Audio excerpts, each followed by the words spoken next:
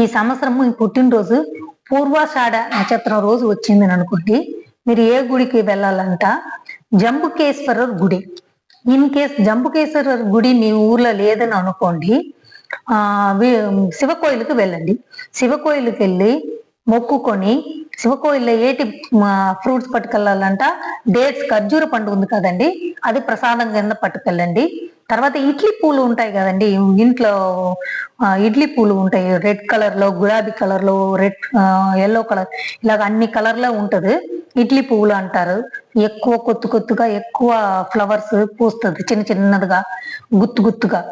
ఆ ఫ్లవర్ పట్టుకెళ్ళండి. తర్వాత కుకుంబర్ ఉంది కదండి, కుకుంబర్ లేకపోతే మష్రూమ్ అక్కడ తీసుకెళ్లి ఎవరికైనా దానం ఇవ్వండి.